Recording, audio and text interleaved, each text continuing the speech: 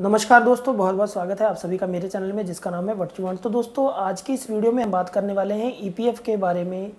तो दोस्तों जब कभी भी हम में से किसी को, जितने भी ईपीएफ मेंबर्स हैं, अगर उनको पैसों की ज़रूरत पड़ती है, हालांकि ये ऐसा सब लोग नहीं करते, लेकिन मोस्टली मैंने बहुत सारे केसेस में देखा है कि कुछ लोग जो ईपीएफ में कंट्रीब्यूट करते हैं वो जैसे ही अपनी जॉब को छोड़ते हैं, मतलब कि उन्होंने 2 साल जॉब किया, 3 साल जॉब किया या 4 साल जॉब किया, जैसे ही अपनी जॉब छोड़ते हैं या उनको पैसों की ज़रूरत होती है, वो क्या करते हैं, अपना फुल एंड फाइनल जो है वो विड्रॉल वो ले लेते हैं। मतलब ईपीएफ के पास अपना एक भी पैसा नहीं छोड़ते, ना ही कोई पेंशन का कंट्रीब्यूशन छोड़ते हैं और ना ही अपनी ईपीएफ का कंट्रीब्यूशन छोड़ते हैं और ना ही अपनी जॉब को कंटिन्यू रखते हैं। तो ऐसी सिचुएशन में लोगों ने अपने जो फ्यूचर में मिलने वाले बेनिफिट्स हैं उनको खो दिया है। लेकिन अगर आप ईपीएफ के कंटिन्यू मतलब एक मेंबर हैं, आप रूटीन में अपना आपका जो कंट्रीब्यूशन है वो जा रहा है, और इन केस में अगर कभी आपको पैसों की ज़रूरत पड़ती है, पैसों की ज़रूरत मतलब कि अगर आपको कभी घर बनाना पड़े, घर की मरम्मत के लिए पैसा चाहिए, शादी के लिए चाहिए, शिक्षा के लिए चाहिए, अपने बेटी या बेटे की पढ़ाई के लिए चाहिए, बेटी या बेटे की शादी के लिए चाहिए, या फैमिली मेम्बर्स की तबीयत ख़राब है उनके ट्रीटमेंट के लिए, मतलब कि मेडिकल ट्रीटमेंट के लिए अगर आपको कोई पैसा चाहिए, तो वो पैसा आप ईपीएफ डिपार्टमेंट से एज ए लोन कहना गलत होगा, वास्तविक रूप में ये एक एडवांस होता है जो कि आपके द्वारा जमा की गई ईपीएफ की राशि पर आपको ही दिया जाता है।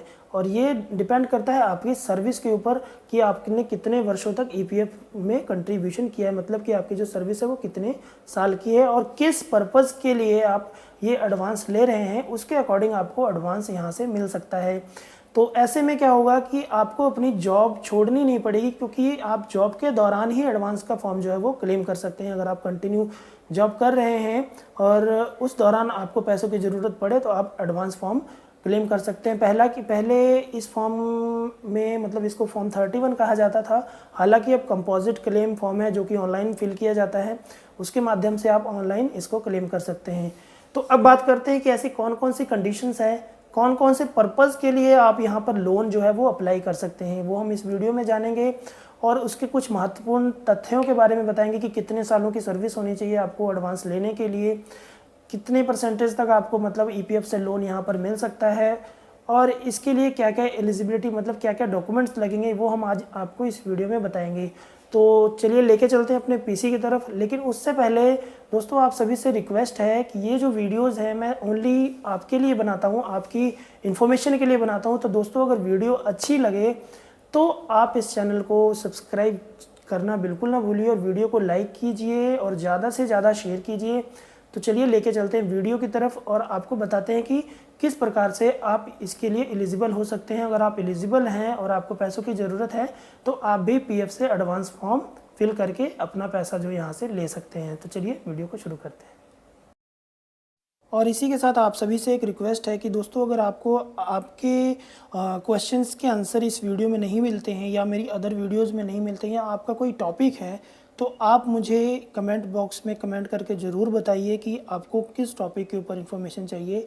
मैं पर्टिकुलर एक वीडियो के माध्यम से आपको आपके सवालों के जवाब देने की कोशिश करूँगा। तो चलिए दोस्तों इस वीडियो को शुरू करते हैं और लेके चलते हैं अपने पीसी की तरफ।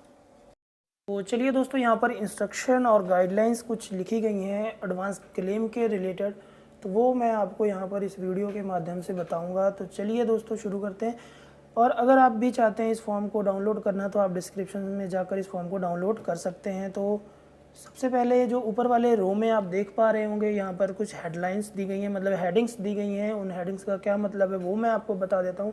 तो फर्स्ट पार्ट में सीरियल नंबर है, सेकंड में पर्पज़ ऑफ द विड्रॉल है कि आप किस पर्पज़ के लिए ये एडवांस क्लेम कर रहे हैं, वो आपने यहाँ देख सकते हैं। एडिशनल डिटेल्स है वो यहाँ पर आप चेक कर सकते हैं। किस पैरा के अगेंस्ट आपको एडवांस प्रोवाइड किया जाएगा वो यहाँ पर लिखा हुआ है। और जो सबसे खास पॉइंट है वो है मेंबरशिप पीरियड रिक्वायर्ड, आपकी जो सर्विस है वो कितनी होनी चाहिए एडवांस क्लेम करने के लिए, वो यहाँ पर मेंशन की गई है। तो यहाँ पर बहुत सारी कंडीशंस में 5 साल की सर्विस होनी चाहिए, बहुत सारी कंडीशंस में आपकी सर्विस जो है वो 10 साल की होनी चाहिए, और बहुत सारी कंडीशंस में आपकी जो सर्विस है वो 7 साल होनी चाहिए। तो आपने अपने अकॉर्डिंग यहाँ से चेक कर लेना है। उसके बाद यहाँ पर अमाउंट एडमिसिबल फ्रॉम शेयर, तो मतलब आपके कौन से शेयर में से आपको एडवांस जो है वो मिल रहा है, वो ये अगले वाले पार्ट में, इस वाले पार्ट में मेंशन किया गया है, आप यहाँ पर चेक कर सकते हैं। और उसके अगले कॉलम में मैं आपको बता दूं, यहाँ पर नंबर ऑफ़ इंस्टॉलमेंट जहाँ पर लिखा गया है तो यहाँ पर बताया गया है कि आप कितनी इंस्टॉलमेंट में जो आपको एडवांस है वो मिलेगा, तो वो यहाँ पर लिखा है। तो मोस्टली कंडीशंस में आपको एक इंस्टॉलमेंट में ही जो एडवांस का पैसा है वो मिल जाएगा। Number of time withdrawal for same purpose, अगर आप सेम पर्पज़ के लिए कितनी बार एडवांस ले सकते हैं ईपीएफ से, तो यहाँ पर पर्पज़ के हिसाब से डिफाइन किया गया है कि अगर आप घर बनाने के लिए एडवांस लेते हैं तो आपको अपनी सर्विस के दौरान सिर्फ एक बार ही एडवांस मिलेगा आपके घर बनाने, घर खरीदने या घर की मरम्मत कराने के लिए। और ये पैसा किसको मिलेगा वो लिखा गया है, डॉक्यूमेंट रिक्वायर्ड विद फॉर्म 31। तो इस फॉर्म के साथ कौन सा डॉक्यूमेंट रिक्वायर्ड होगा वो यहाँ पर मेंशन किया गया है। अब बात करते हैं पैरा 68B के according, purchase of house, flat, construction of house including of site. तो मतलब अगर आप कोई घर खरीदना चाहते हैं, घर की मरम्मत कराना चाहते हैं, घर बनवाना चाहते हैं, तो ऐसी कंडीशंस में आप ये वाला जो पॉइंट है ये फॉलो करेंगे, तो इसमें आपकी कम से कम जो सर्विस है वो 5 साल की होनी चाहिए, तब जाके आप यहाँ पर इसके लिए एलिजिबल हो सकते हैं। अब बात करते हैं यहाँ पर कितनी इंस्टॉलमेंट में आपको पैसा मिलेगा। तो दोस्तों यहाँ पर एक बार में ही आपको जो एडवांस का पैसा है वो मिल जाएगा।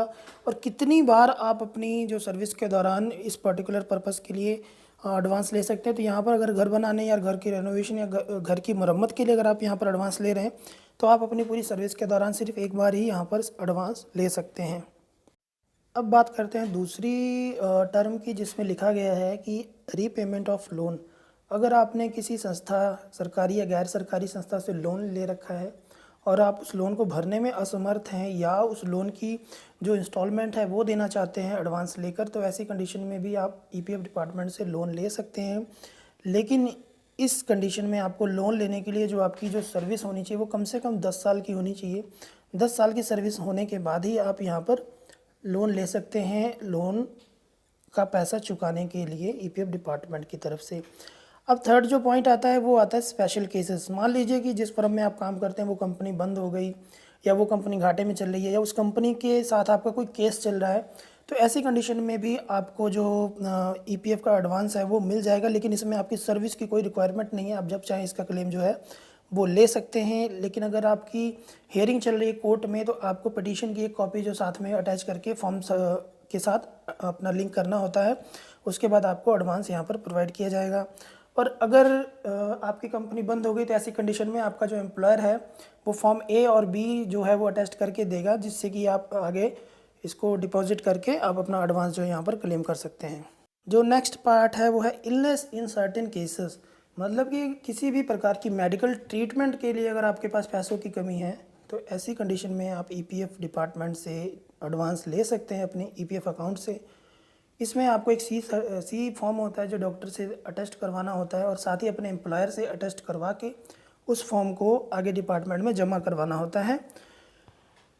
जो नेक्स्ट पार्ट है वो है शादी एवं शिक्षा के लिए। अगर आप अपने परिवार की, अपनी बेटी या बेटे की शादी या शिक्षा के लिए यहाँ पर एडवांस लेना चाहते हैं, तो ऐसी कंडीशन में भी ईपीएफ डिपार्टमेंट से आपको लोन मिलेगा, बशर्ते इसमें आपकी जो सर्विस है वो 7 साल की होनी चाहिए। और इसी के साथ अगर आप शिक्षा के लिए लोन ले रहे हैं, तो यहाँ पर आपको अपनी यूनिवर्सिटी या जिस भी संस्थान में आप शिक्षा लेने जा रहे हैं वहाँ के द्वारा एक अटेस्टेड जो लेटर है वहाँ के डीन के द्वारा वो आपको यहाँ पर सबमिट करना पड़ेगा। और अगर आप शादी के लिए ले रहे हैं तो शादी का कार्ड भी आपको अपने क्लेम के साथ यहाँ पर मेंशन करना पड़ेगा, मतलब कि सत्यापित करना पड़ेगा। उसके बाद आप यहाँ से आप एडवांस ले सकते हैं। जो नेक्स्ट पार्ट है, हैंडीकैप पर्सन अगर चाहता है कि उसके लिए इंस्ट्रूमेंट, अगर वो अपने लिए इंस्ट्रूमेंट खरीदना चाहता है हैंडीकैप पर्सन, तो ऐसी कंडीशन में भी वो अपने लिए यहाँ पर एडवांस क्लेम कर सकता है। लेकिन इसमें किसी भी प्रकार की कोई भी सर्विस नहीं मांगी गई है, जब चाहे वो इसके लिए एडवांस क्लेम कर सकते हैं। इसके लिए एक फॉर्म एफ होता है, वो डॉक्टर के द्वारा अटेस्ट करवाना होता है और साथ ही इसको सबमिट कर देना होता है, और जो एडवांस है उस पर्सन के अकाउंट में आ जाएगा। जो लास्ट वाला पॉइंट है उसका मतलब है कि जैसे लिखा हुआ है कि withdrawal with in 1 year before retirement, मतलब रिटायरमेंट से 1 साल पहले भी अगर कोई चाहे तो अपना एडवांस के तौर पे ईपीएफ से अपना पैसा निकाल सकता है। और ऐसी कंडीशन में ईपीएफ होल्डर जो है वो 90% तक अपना फ़ंड है वो वहाँ से निकाल सकता है, बशर्ते आफ्टर 54 ईयर्स। यहाँ पे एज की लिमिट एक दी गई है कि 54 वर्ष की उम्र के बाद जब कभी भी मेंबर चाहे तो वो अपना जो फंड है एज ए एडवांस 90% तक वहाँ से विड्रॉ कर सकता है। तो यहाँ पर बहुत सारी मतलब ऐसे केसेस हैं, बहुत सारे इश्यूज़ हैं, बहुत सारे रेगुलेशंस हैं जिनको फॉलो करके और अलग अलग कंडीशन है जिसके आधार पर आपको यहाँ पर लोन प्रोवाइड किया जाता है।